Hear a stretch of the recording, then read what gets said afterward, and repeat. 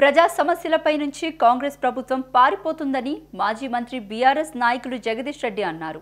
ఎంత తప్పించుకున్నా ప్రజా సమస్యలపై ప్రభుత్వాన్ని ఎండగడుతూనే ఉంటామని ఆయన స్పష్టం చేశారు. అసెంబ్లీ మీడియా పాయింట్ వద్ద సోమవారం జగదీష్ రెడ్డి మాట్లాడుతూ కాంగ్రెస్ ప్రభుత్వం తీరుపై నిప్పులు చెరిగారు. కాంగ్రెస్ ప్రభుత్వానికి సమయం ఇవ్వాలని బీఆర్ఎస్ అధినేత కేసీఆర్ చెప్పారని మాజీ మంత్రి జగదీష్ రెడ్డి గుర్తు చేశారు. రేవంత్ రెడ్డి సర్కారు మాత్రం అధికారంలోకి వచ్చిన రోజు నుంచే ప్రజలపై పడిందని విమర్శించారు. హైడ్రా పేరుతో పేదల ఇంట్లను కూల్చివేసిందని మండిపడ్డారు.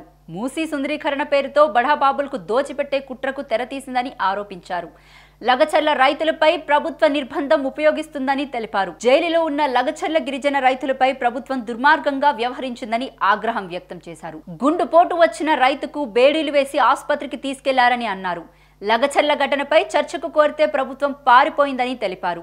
అసెంబ్లీ స్పీకర్ రాష్ట్ర ప్రభుత్వంలో భాగం కాదన్న విషయం గుర్తించాలని జగదీష్ రెడ్డి సూచించారు.